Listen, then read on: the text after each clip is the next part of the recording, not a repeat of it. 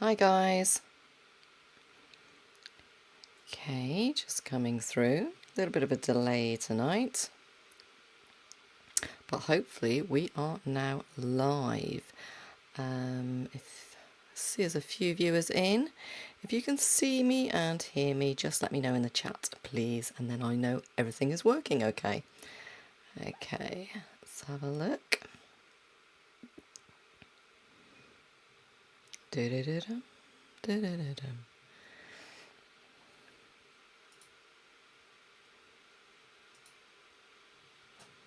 Okay, I think we are good to go. Just waiting for anybody just to pop something up in the chat there for me, and then I know that everything is all fine. I can see Jeanette's been in already. Gonna pop you on in a while. Hopefully you'll still be here. Oh, Jeanette, hope all is okay. See and hear you loud and clear. Thank you, Joanne. Thank you, Anthony. Hi, Ari. Brilliant. Okay, fine. Good evening, everybody, or good morning, afternoon, wherever you are in the world. Let me know in the chat where you are. Hi, Ali. So last week I came in and we did the one live stream, and obviously I'd planned, and as always, plans just are there to be interrupted. So yeah, I planned basically last week, because I cleaned my glasses up a little bit, I planned to go live 2 or 3 times on my different channels, and then did the first one. Next day was hit with, I don't know, a cold. I think it's that change of season cold thing. Floored me, and you would not have wanted to listen to me, let alone see me.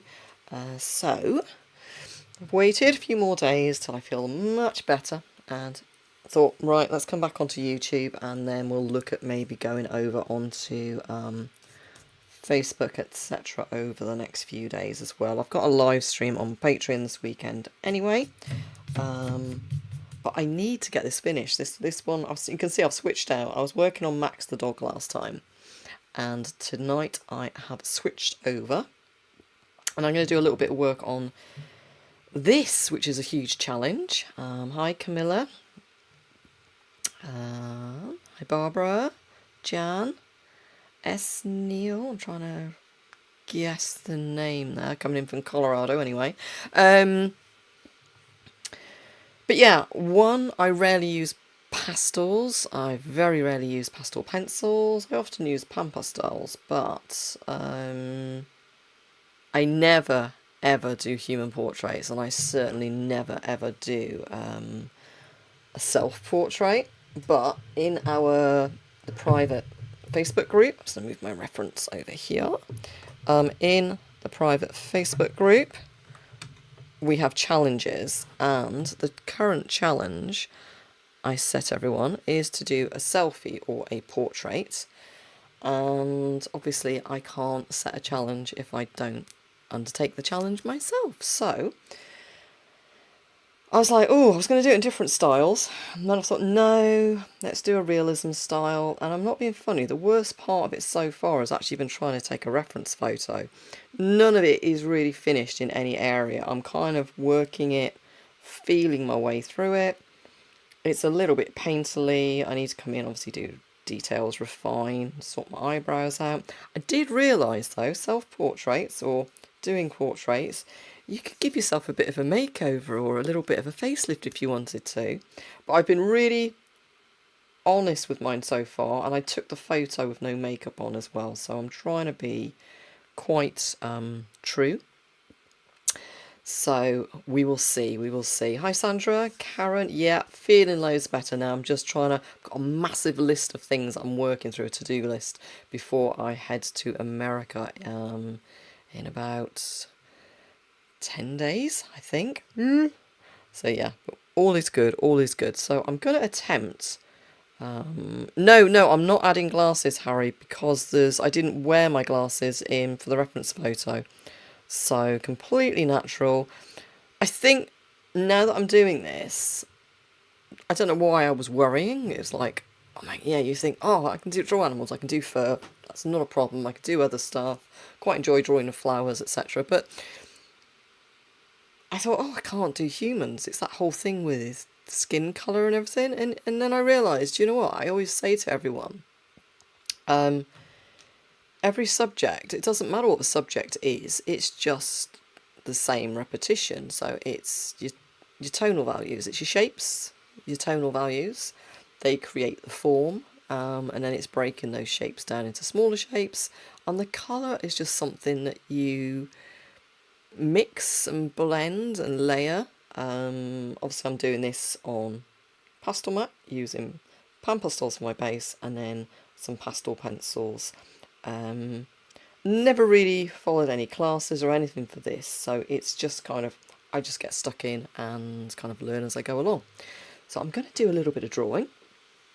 But Harry, to follow up on that as well, as soon as I started doing it, trust the process. As soon as I started doing this one and I started to enjoy it, I thought, do you know what? I really, really, really want to do a human portrait now in colour pencil. So I'm going to go for it, but obviously I need to get this one done. So I need to choose where I'm going to do some work tonight. I think as I'm talking, I'm going to just come in and do a bit more work on the hair to start with, and just start to get some more darks in through here.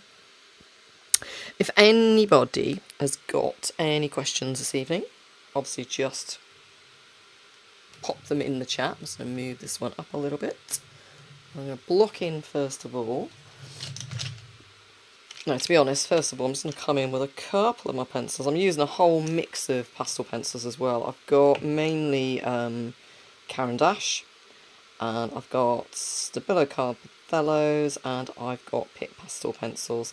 So I've gone with most of my ones from my Caran d'Ache, and then bulked them out with colours from my Pitt pastels and my Stabilo Carbothellos. So I'm just going to just grab a few there. So I've just pulled out my pulled out my dark sepia and a grey, a couple of greys and a white, and I'm just going to mark in for sharpening as well. I'm using a mix of sharpeners. So I've got my craft knife, my blade.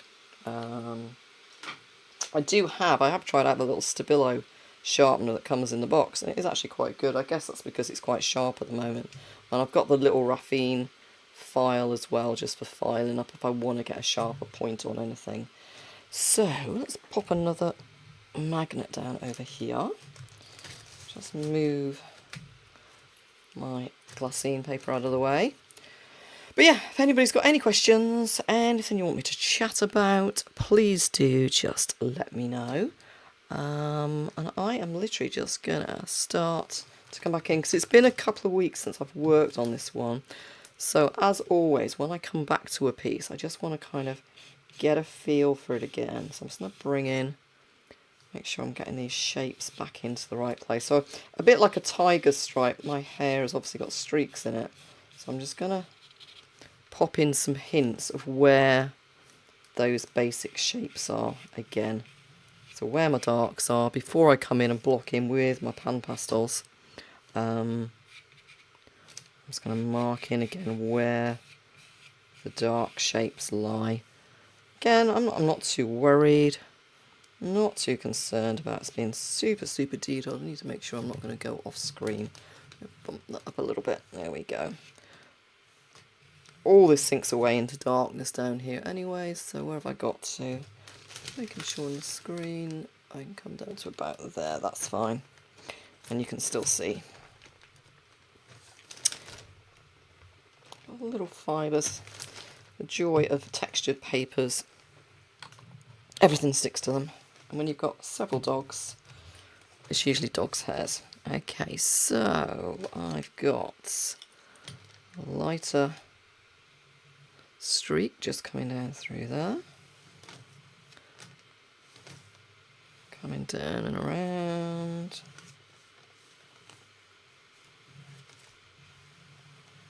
So I'll just use these pencils just to mark in, like I say, where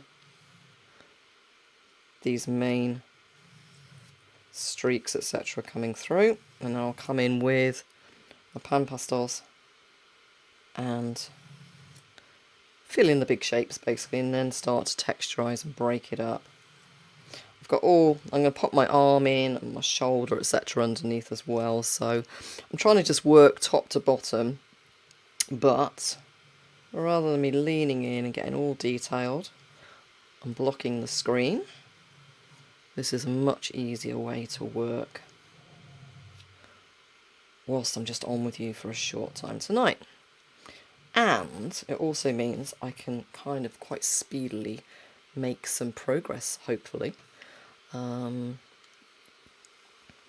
to get the magnets for the board? Ali, if you search or look in my hints and tips collection on my Patreon, you'll see how to convert your board to a magnetic board, your drawing board to being a magnetic board, and in there I've got links to all the magnets. So these magnets, and I've got some bigger ones, and also I do have an Amazon shop. So if you just Google either Animal Art by Law or Lisa Ann Watkins Amazon shop, in there I've popped categories of books that I recommend, all the little bits of equipment that I recommend as well. So these are the bigger heavy duty magnets. These are really, really strong ones as well. If you get two like that close to each other, they can attract and shatter, so you have to just be a little bit more careful with those. Let's mark in a few minutes more, but yeah, off Amazon. But I've got some links over in the States. We're coming up on Labor Day weekend and lots of sales. What supplies should I look for upcoming projects? Do you mean upcoming projects on Patreon, Joanne? Just to be sure. And it depends, obviously, what you've got. Most things coming up that I've got planned are going to be colour pencil. I've got the list of projects coming up, and I've already been through and marked up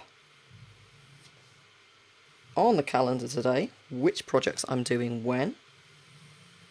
So we are going to be doing our next, there's a couple of little tutorials coming out. When I say little, one is the bee on the flower, that's colour pencil. That one's coming up in September. And there's also going to be a background to the bay horse coming up on there. And that one is going to be pan pastels.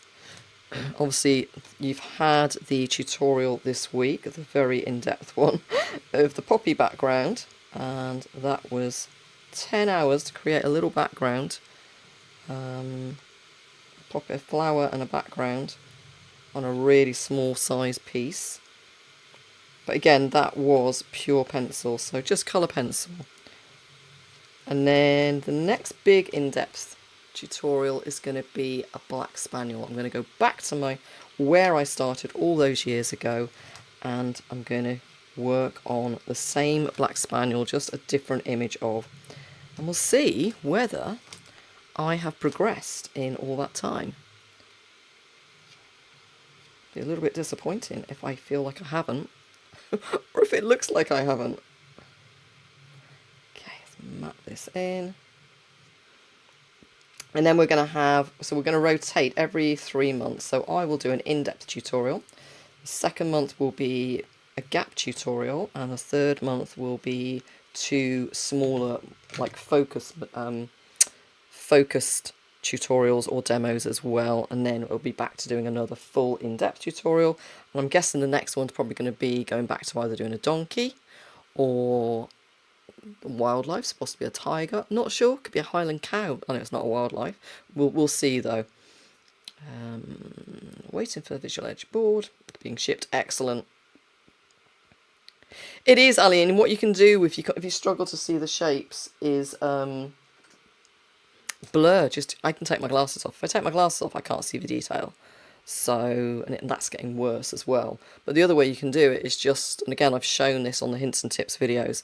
The other way to do it is just to blur your reference photo, make it into black and white, up the contrast.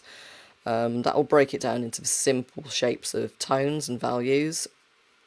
or just like I say, just blur the reference. If your eyesight's perfect and you don't wear glasses, then just blur the reference out. Okay, so I'm going to come in with a touch of dark, and I'm going to come into just some of those dark shapes now with some of my pan pastel.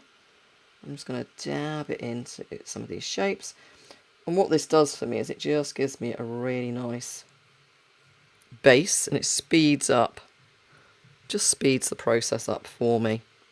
I do usually like to be able to turn my drawing when I'm laying this down, but it's fine.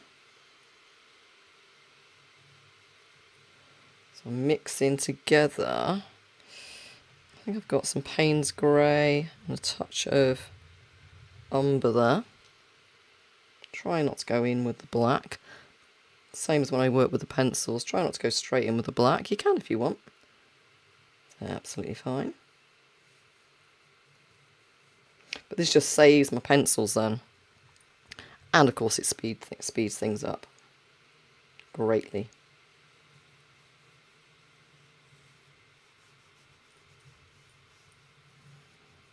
So I'm pressing it down, and you'll see there's no dust. So when people say, "Ooh, they're really messy, really dusty," they really aren't.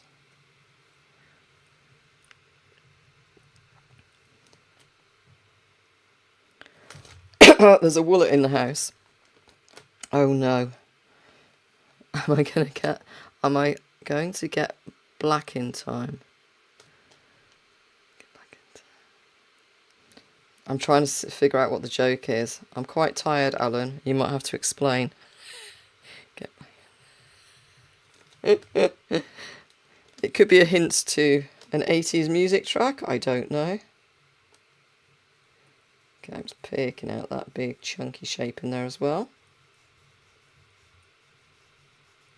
I'm just pressing that pastel down into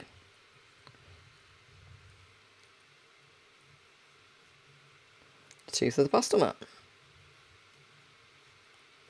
You love using pan pastels, don't you, Alan? But you can just see how quickly you can sink all of this down and away. I did see, I think it was Jane today, someone was saying that they were trying out using pastel pencils for the first time, and they were getting really frustrated because obviously they've used just colour pencil previously. So they were getting frustrated that they couldn't get the fine detail. And there's no reason, if you are going from, it's weird, if you go from working with pastels to colour pencils, I see people at workshops, they get very frustrated because colour pencils is a much slower medium than pastels. So to get to the same level like this is really quick, to get to the same level of saturation and pigment using colour pencils takes a little bit more time, or a lot more time, and therefore a lot more patience.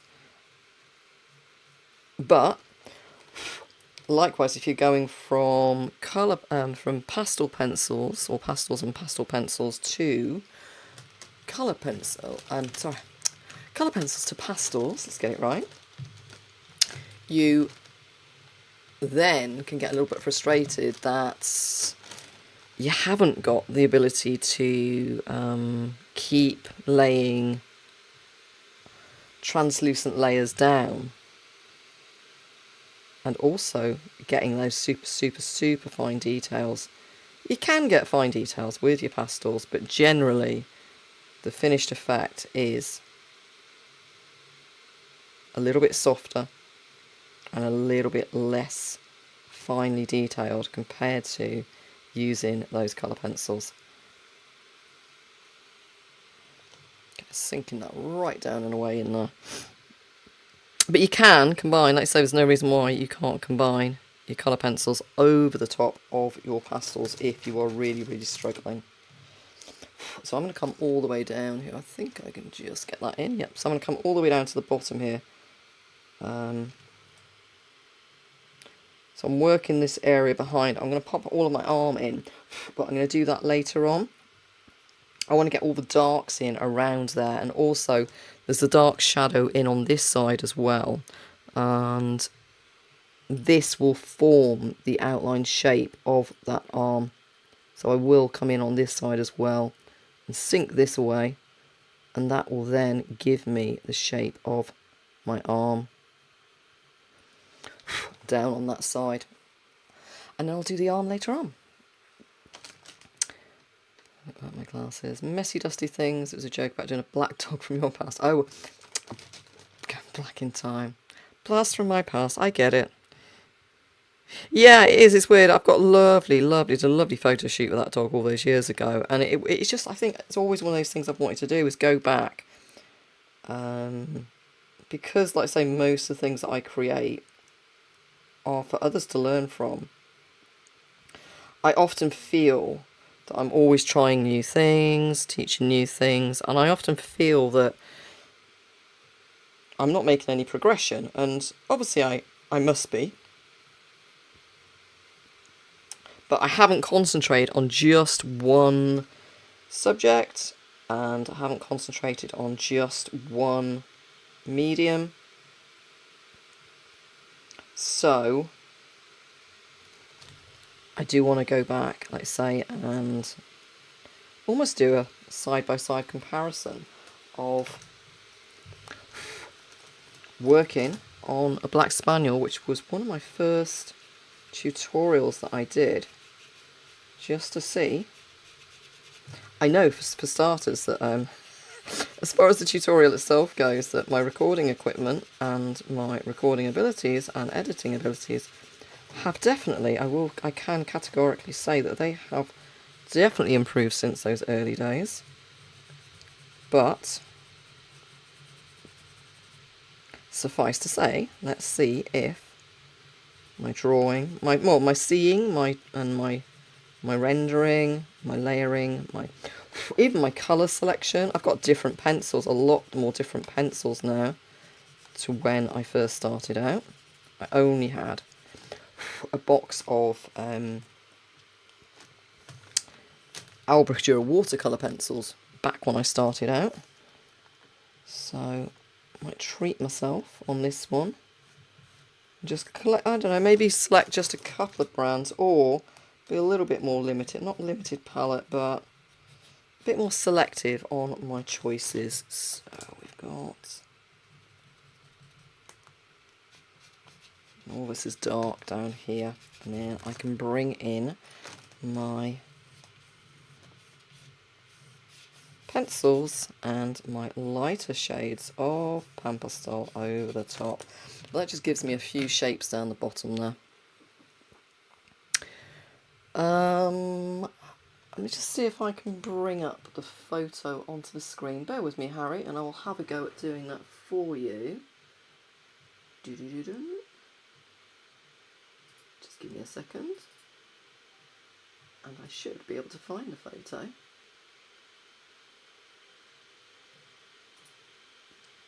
Little test of my abilities. Okay.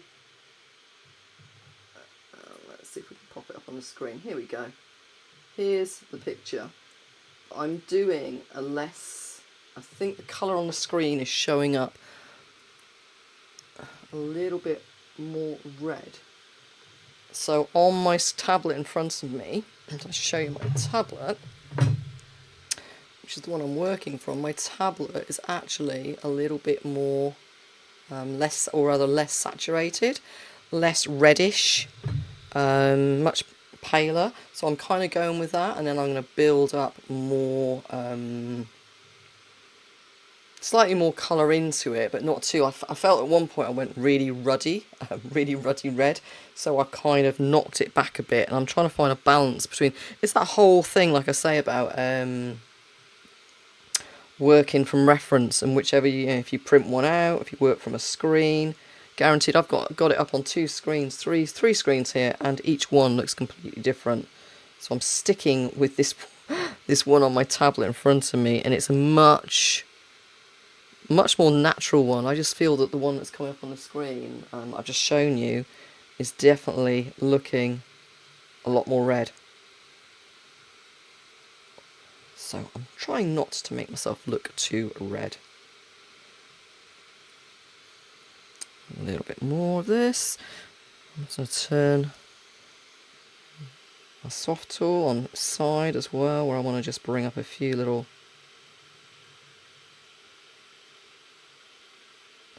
strands. It's just about being gentle. But like I say, there is very, very minimal dust. The whole point of working on a pastel paper means that the paper is designed to grip the pastel. And as long as you pat it down like this, just pat it down, then I should be able to hold this up and no dust. I should be able to hold it up, give it a shake even, give it a tap on the back, and there should be no dust coming off. So I'm just popping in all of those darks first of all. Skin tone's all done and pan pastels. No, I can show. I did have a work in progress. I think if you guys got the email today, you would have seen I showed 4 shots, and I can pop them up on my social media tomorrow. I don't know, might even be able to show it on the screen if I've done it once. Let me try it again. Let me just see if I can bring up. Right, it's all off to one side here. I did have a work in progress. Here we go. This one might work. Okay, if I make this one bigger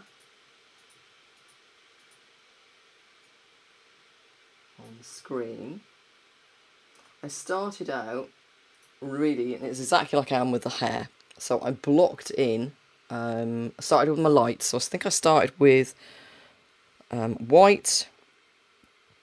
I've got some of the tints here as well. So I added in like the palest kind of yellow. I've got yellow ochre tint, I've got red iron oxide tint, and this one's just gone a bit dusty, the burnt sienna tint. So those are the ones that I started out with, lights, and then I started to bring in some dark orange, burnt umber, and some of my darks, but most of the coloration I've done with my pastel pencils, because I was feeling my way with it, because obviously I've never done a portrait before. So you can see here there's more reddish tinges in. I'm trying to get some of my freckles in.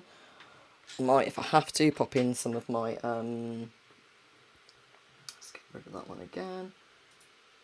Pop some of my wrinkles in. It is looking a little bit paler on the screen, on that screen. Maybe it's not on this screen or on your screen.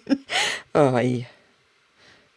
It looks pretty good on the camera above me, and that's all I can go with really.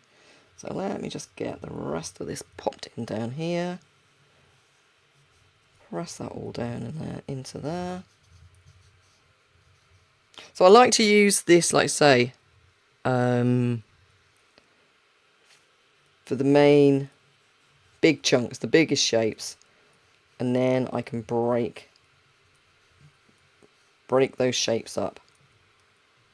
Whether it's that with pencils, the pencils are pretty much doing all the adjustments, all the fine adjustments.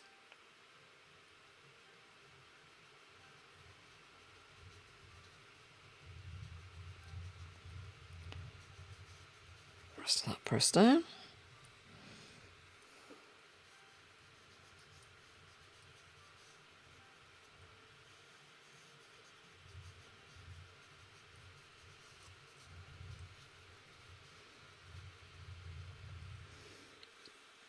Randy, just back from shopping and forgetting 3 places I needed to go, so this is nice and relaxing. And all the pastel tools. Yeah, it is. It's all about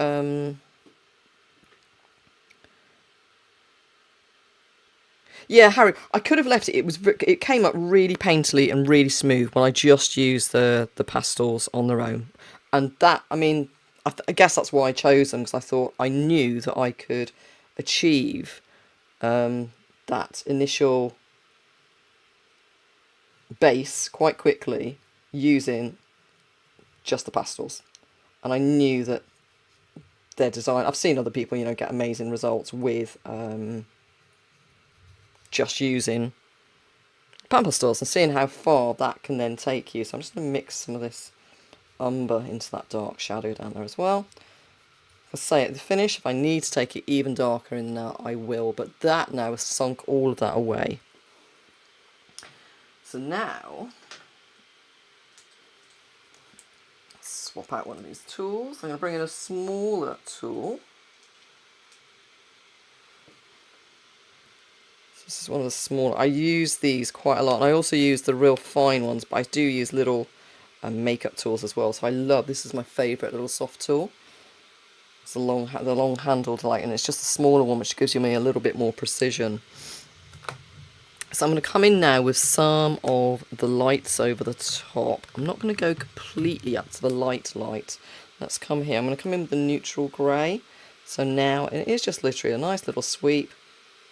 These tools are designed, even though you can get away with using the makeup tools, like cheap makeup tools that you can buy, they're not as good. The sponges on here are designed to really pick up as much of the pigment as possible. Makeup sponges, they're not, basically, because they're not designed. They're designed to pick up your makeup. They're not designed to pick up this pastel pigment. So the soft tools, as long as you handle them, like Randy says, gently but firmly, you press down. You don't come in on a textured paper and start dragging these soft tools around. I'm moving mine around, but what I'm doing is I'm pretty much placing that pastel down and pressing it into place. Then when I've got a really nice foundation, that's when I can start to move these tools around a bit more like they are like a palette knife, like a painter would use a palette knife. But until I've got a nice base, then all I'm doing is pressing the pastel down. And again, you should end up with no dust. Or when I say no dust, I can't really say no dust, with very minimal dust. And what I'll do is I'll use the pastel to basically fill and cover all of this area. And then is when I would come in with the pencils. Once I fill this in, I then come in with my pencils over the top and almost kind of drag very gently some of the pigment down and across, and that would just literally, I'm just going to drag some of the pastel pigment, some of the pan pastel out into the other shapes, and that's what's just going to create the texture of that hair. So like I said, I'm feeling my way.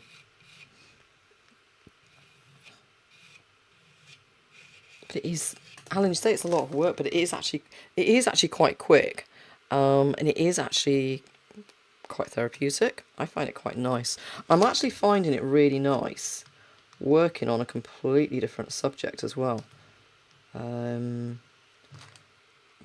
But like I say, it's a different subject, but it's just the same process. So that's all I'm trying to do, is address this using exactly the same process and technique that I would use on a different subject.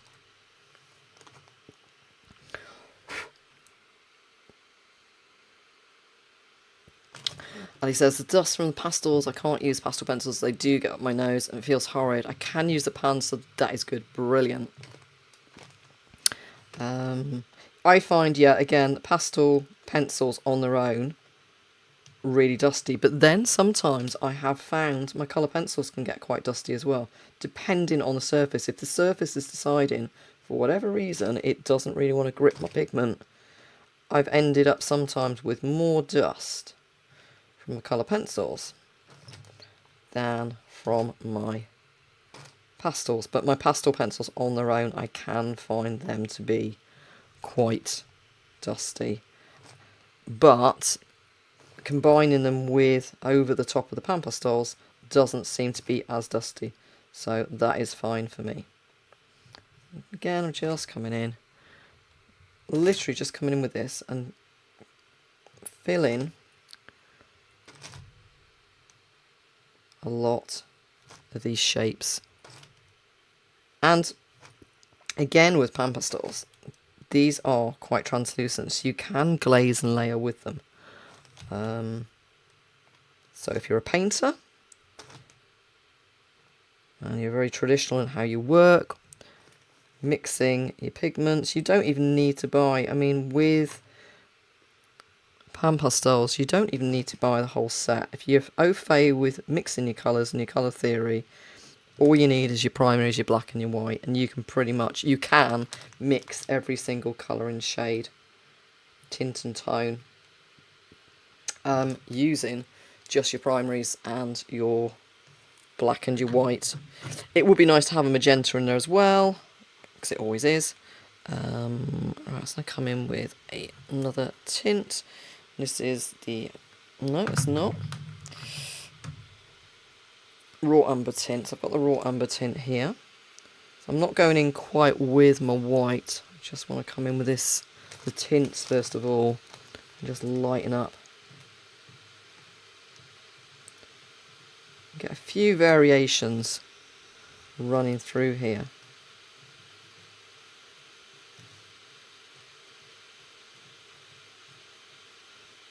If you do end up with a little bit of dust, you can just come in when you bring in your pencil work. You see now that because I've got a foundation down, I'm sliding these tools over the top now, using the side to try and get finer lines. You can use different tools to get even finer lines if you want to. I did reach out to someone today. I'd seen Les Darlow's been, who does amazing pan pastel works, and he does landscape work. Lovely, lovely guy.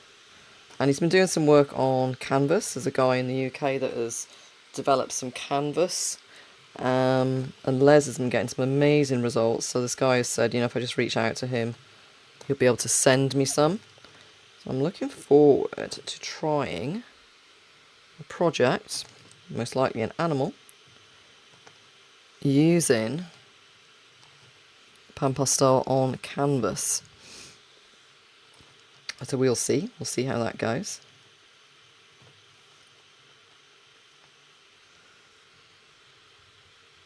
How do I clean my pastel tools? Right, so these soft tools, and do you know what? I have got some here. Just kitchen paper. I guess you call it kitchen paper over there as well. So like the tissue, the heavy duty tissue that you have in your kitchen. Let me just fetch some and I'll show you.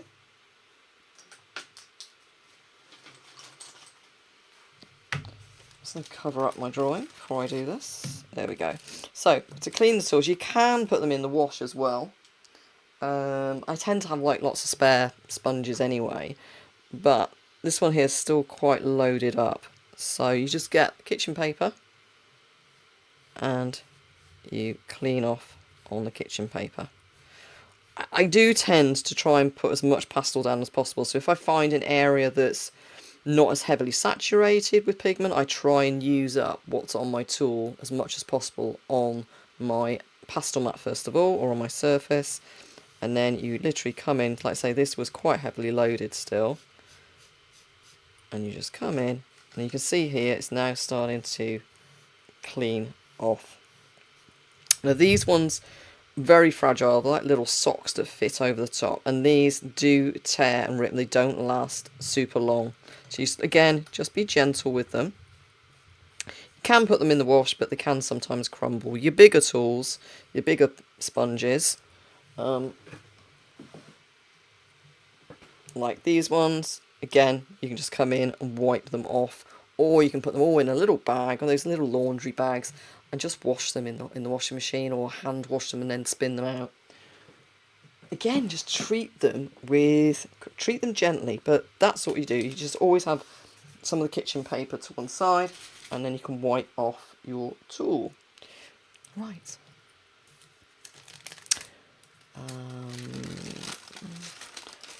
Oh, I've got a little bit of residue there now. Let's see if I can pat some of this down. So, what are my favourite favourite pastel pencils and why? I don't tend to use pastel pencils very much, but I think they've all... I need to get a drink, excuse me.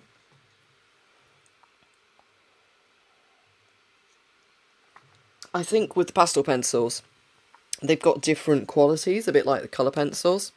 I really like the Caran d'Ache. They're not the cheapest. I was very fortunate that Caran d'Ache obviously sent me a set. But I also like the Faber-Castell Pitt pencils. The Faber-Castell Pitt pastel pencils are really nice because you can get a sharper point. The Caran d'Ache, much more soft. And then you've also got the Stabilo Carpethalos. These are the brands that you'll see most people using and recommending. But, and it's a huge but, there is a real issue with light fastness. So as colour pencil artists, when we sell our work, we're quite focused on the importance of light fastness and the fact that that piece isn't going to fade. There is not the same standard of light fast testing with pastel pencils, and the Carbothello and the Pitt pencils are some of the worst offenders for not being light fast. So you've got to research that, think about it. Like I say, I don't use them as my primary things. Your pan pastels are fine. They've been through the light fast testing, and they're very as in the company are very transparent. And especially now that pan pastel's been sold out to Golden taken over, their development team are really focused on building on the company and the foundations that Bernie and Ladd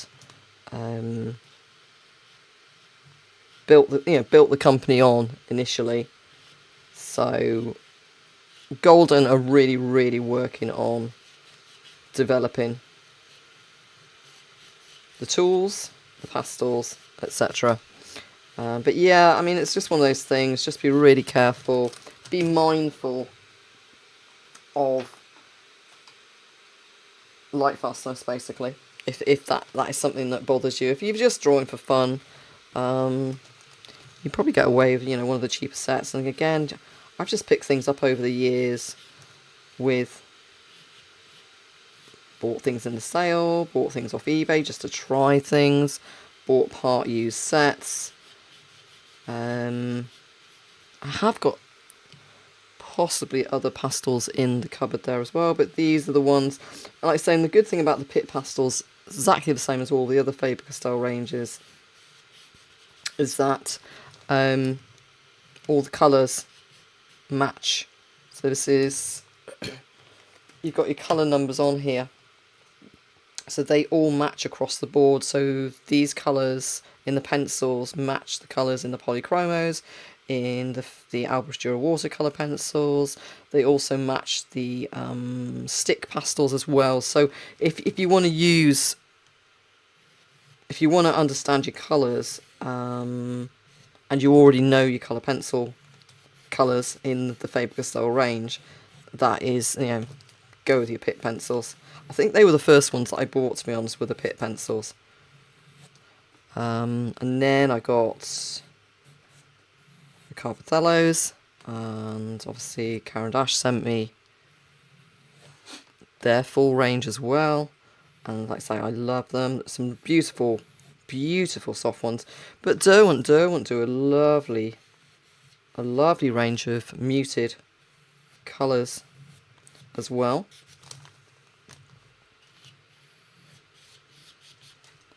Get a handful and try them. What I like might not be what you like. And the application the way that I use them, you might use yours differently. You might want a slightly different result. It just depends on your subject as well. But like I say, I do find the Caran d'Ache, like I say, I look at them as being like the Rolls Royce. There were issues a few years ago of quality, but Caran d'Ache did reach out, and I was one of the artists that worked with them to help identify those issues, and subsequently their development team worked hard to ensure that those issues were eliminated basically from the manufacturing process. So hopefully there's no more quality issues. I'm just working out from this dark area, doing like a push and pull. So I'll pull the shadows out, and then I'll pull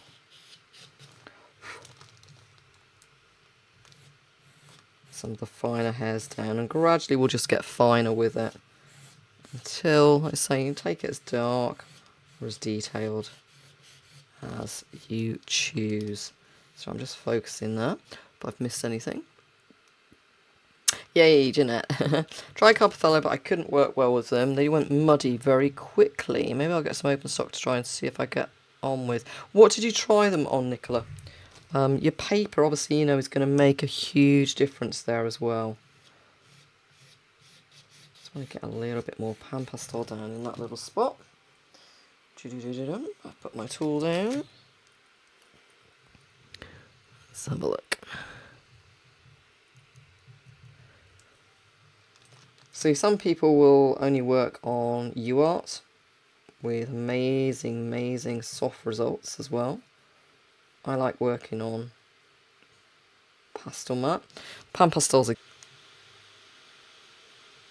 I'm looking at this as being like, I'm not looking at it as being my hair, I'm looking at it a bit... I'm approaching it just like I would drawing a mane of a horse.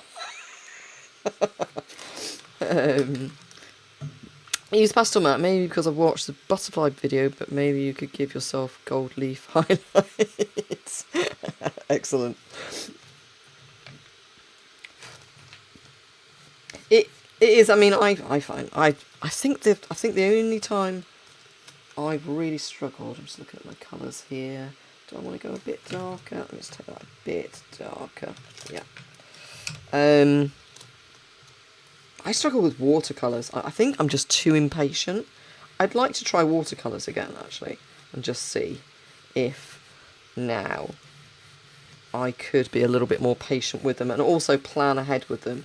I know I did one once. When you say about muddy, I think I did a robin, and I just could not be patient enough to allow an area to dry, so I was trying to just go in and go in and go in, and it just all went into a muddy mess. So that was it. Never, ever, ever going to go near watercolours again. But I do love my watercolour pencils. So watercolour pencils were great because I can be quite precise in my laydown. And then just add the water. And it was nice and vibrant, and I didn't turn into a muddy mess, so that worked for me.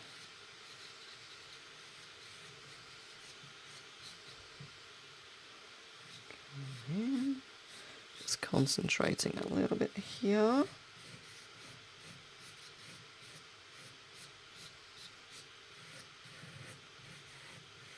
So I'm still not worrying too much at this point of it being precise. It's weird how this works. It's a bit...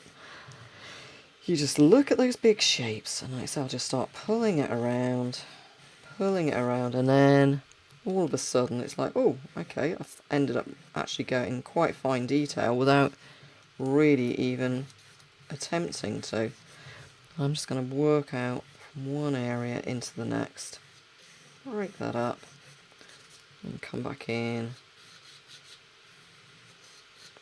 It's looking a little bit grainy in places. That's absolutely fine, because I know that I'm going to bring in my light pencils over the top and just keep pushing and pulling. I'm looking at the shapes furthest away, so I'm still looking at that really dark shadow in behind. And then I'll bring these lighter hairs in over the top again, and you'll find that you don't need a real light pencil to bring them in. You'll probably be able to get these to show up really well with like a mid-grey, so you don't need to come in, whereas first of all I was doing like, you know, big blocks.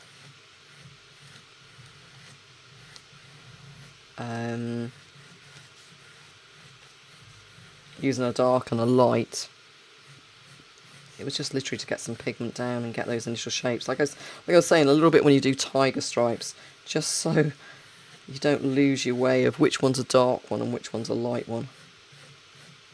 Or a zebra, which I do want to do one day. I know, Alan, you sent me an amazing reference photo for a zebra. I am going to have to do it at some point.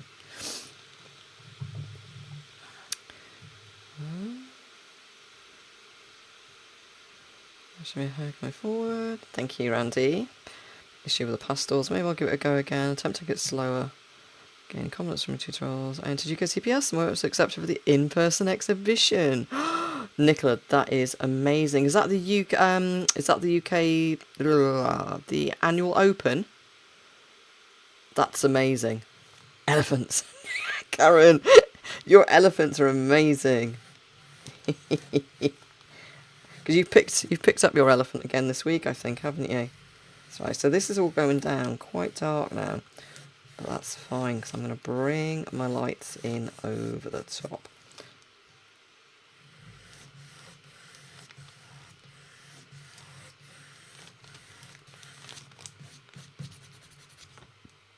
There we go. See, it's quite effective. I've also got here this violet grey, beautiful violet grey, so I'm going to bring this in through as well. This works lovely with these, and you'll see as well, look at the big end I've got on that. I've literally just come in with my knife and I've trimmed away. I don't need it in a sharp point, I just need a chunk of that pastel core. I don't need it for details, so I literally just take off the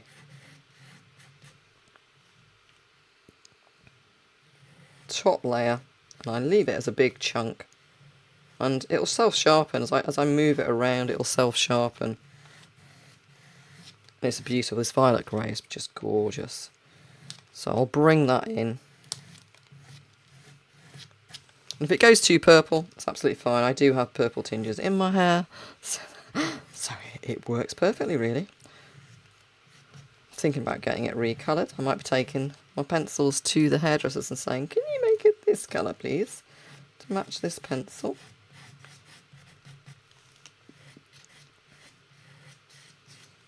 So all I'm doing, like I said, I'm just looking at the shapes and just breaking some of them up.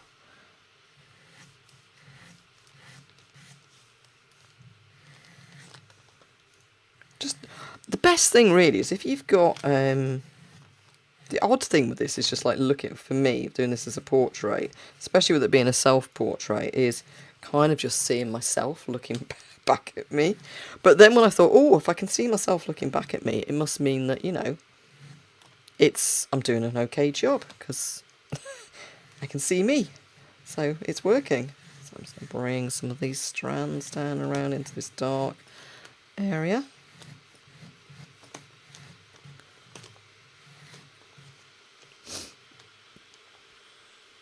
It is the in-person, it's the annual, that is fantastic. If that's the first time as well. Where's the exhibition? Is it down in London? I'm not a member anymore, so I'm a little bit out of the loop as to where the exhibitions are. But I know that I think they were only doing the in-person annual every other year now. And I was a bit disappointed. I know the year that I won the the International Open with them. It was the year that we were in lockdown, so I didn't get to exhibit my big polar bear at the time. But I have exhibited in, I think twice, 2 other times I've exhibited with them down in London on the Annual Open. And to get your piece selected is a wonderful, wonderful feeling. So it's amazing, amazing. Oh, it's Derwent Pencil Museum one. That's the World of Colour one, isn't it? Fabulous. Because the drop-off was this week for that one, I think, wasn't it? People were dropping their works down. So this is a French grey. So this is bringing up some of the highlights even more. But I'll soften these down again. See, I'm just pulling some of those through as well.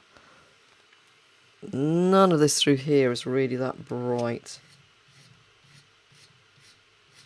So I'll lift up some of those curls and then I'll just come back in and soften some of them down again if I need to.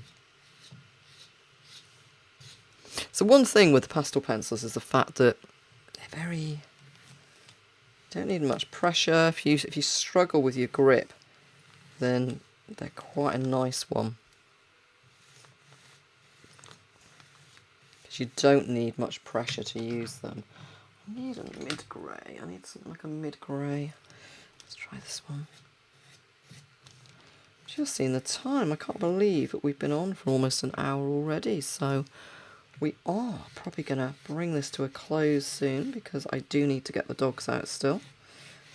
Once more, and it's dark. It's pitch black outside. It's 8:30 in the evening and we're already pitch black.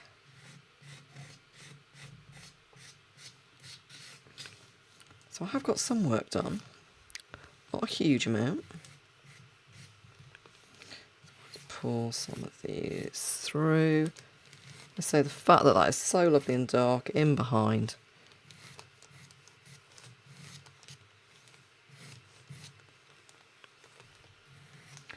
Pull some of this back up.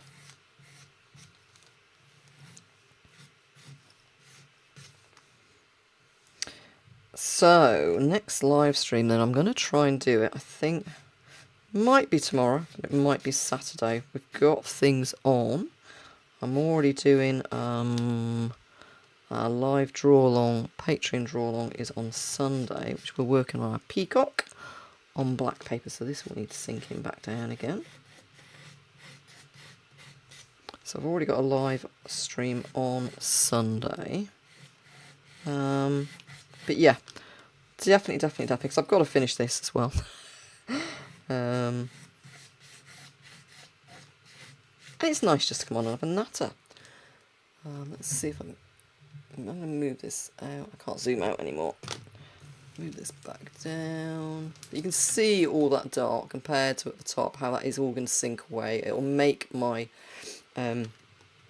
this arm really pop forward when I come to adding in this arm down here as well. So when I come to bring this one in down here, it's really going to help having those shadows in and around.